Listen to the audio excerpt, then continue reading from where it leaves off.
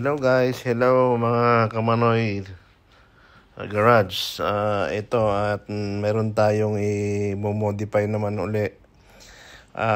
Jack siya ng adjuster siya ng excavator. Adjuster siya ng sa kadena sa chain. Ito yung original ng Caterpillar D9R kasi laging nasisira yung seal at saka medyo magastos. Ayan.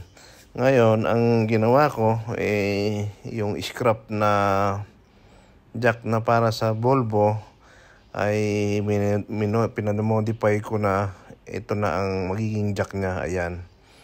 Ayan. Ito na siya. Ayan, ang kinalabasan pinamasin shop ko. Ayan, pinaputol ko. Ayan na, ang pinaka-guide niya, siya na yung mag-a-adjust ngayon. Mas solid siya. Galing siya sa excavator, mga idol. Ngayon, ilalagay namin sa bulldozer. Ito yung ginawa ko ngayon sa bulldozer na modification niya. At ayan na nga po, isasalpak na namin para makita yung kabuuan na yari ng modification namin. Ayan po, pwede nyo gayahin kasi mas maganda siya. Mas matibay, solid, at mas madali pang i-adjust yung kadena kasi malaki yan eh. Mas malaki siya kaysa sa original, kaya pinamasin shop ko pa yung bilog niyan. Dahil yung original medyo mas maliit na konti. Ngayon, magkasama na yung pesa ng Volvo at ng Caterpillar. Volvo cut na ngayon yan, mga idol. Ito yung pwede nyong gayahin o ayan dahil mas makakatipid yung amo ninyo. Dahil ito scrap na ito scrap na siya pero ginawa naming pinamodify ko. Ayan. Siya ngayon ang mag-a-adjust ng kadena. Siya ang pinaka-adjuster ng kadena yan, mga idol. Para mas mabilis umadjust. Ayan nga, at kinakabit namin ng aking mga team. Ayan. Medyo sira na rin kasi ang mga pang-ilalim nito at medyo nagtitipid si bossing. Kaya ganyan. Modify lang kami. Nagmamodification lang ang ginagawa namin kung ano yung mga scrap. Ayan. At ikinakabit na nga namin yung kadena para maisalpak na yung bucket. Kasama yung bucket yan mamaya ilalagay namin. Pero yan muna yung kadena. Ayan Yan na yung naging katapusan niya. Nakasalpak na. Sakto lang. At i-adjust pa ng konti yan, mga idol. Para medyo mas magandang tingnan at hindi hahampas-hampas pag maluwag na siya. Ayan At dadalhin ko na nga doon sa may adjuster yung grasahan para magrasahan siya at nang umadjust na yung kadena niya ng konti. Konti na lang yan ang i-adjust niyan Pero pahihigpitan muna natin yung kadena at medyo maluwag pa yung mga bolt niyan. Hihigpitan ko muna. Ayan. Hinihigpitan muna nila para masigurado na hindi ayan na, nakakabit na yung jack ng excavator. Ayan. Pang Volvo po yan. Volvo na yung gamit niya, hindi na sa bulldozer na Caterpillar. Ayan po. Hindi na siya original pero mas matibay siya kaysa sa original na Caterpillar dahil Volvo na yung ginamit namin na jack ng pang-adjust ng kadena. Ayan, mga idol. Iniikot lang ng konti kasi umilalim yung pinakalagayan ng grasa. Yung grasahan niya.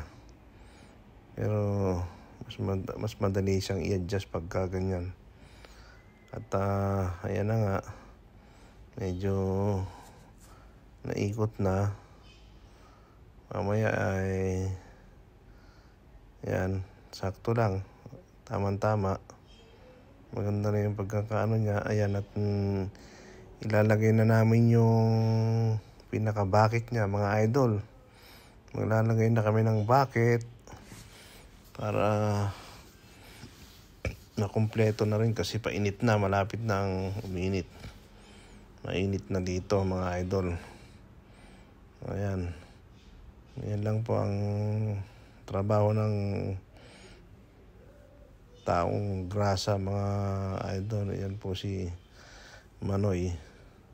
Ang ating mga kamanoy dyan. Yan po ang ating ginagawa dito. Kahit mga scrap pwede nating ikabit kung pwede yan.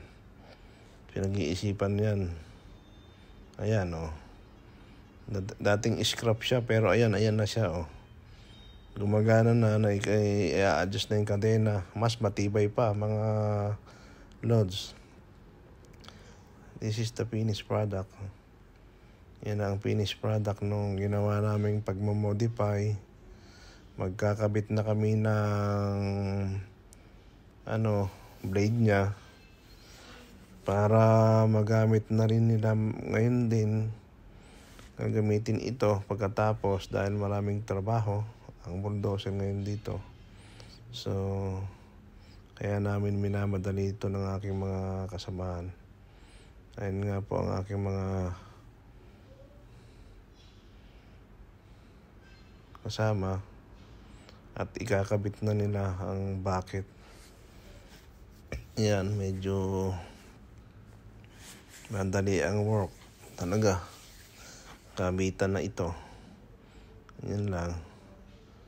At sinasalpak na nga po ang bucket. Oops, medyo sumara ng konti, hindi na itapat. Pero saglit lang po yan, tatapat yan.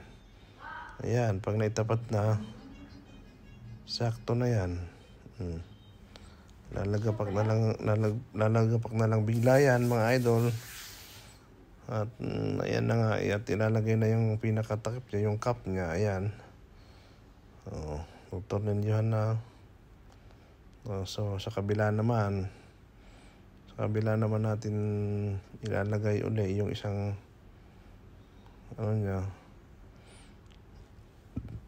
arm. Ayan nga po, ayun, nagsisenyas pa tayo. Ayan. Ayan mga idol. At pasensya na po kahit bihira na po tayo nakakapagpa-upload ng YouTube natin kasi medyo busy po. At isa pa, wala na po yung aking editor. Umuwi na ang kamote. Ayan po. At ayan nga po, ikakapit na natin uli itong pangalawa. Sa right naman siya. Sasalpak na rin natin para matapos na itong ginagawa namin. Ayan.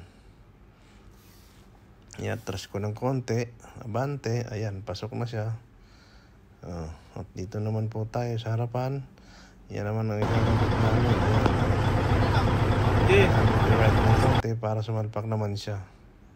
Yung isang arm. Ayan. At sasalpak na natin yung jack naman sa harapan para yung pangtaas ng bucket naman. Yan nga po ang ating trabaho dito. Talagang heavy talaga, heavy gut ang work.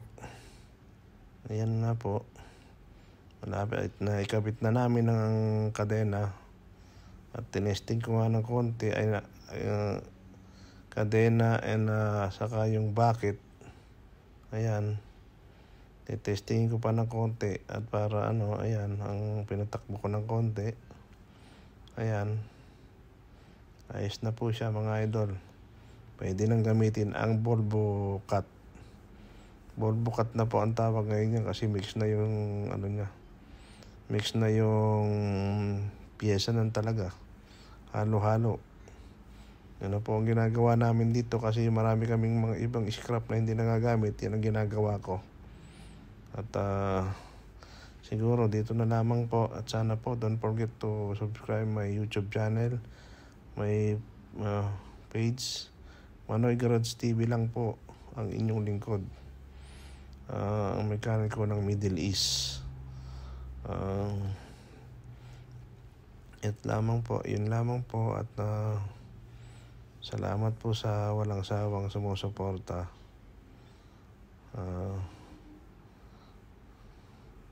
Bye-bye at maraming salamat po. Thank you very much for watching. Bye. Bye.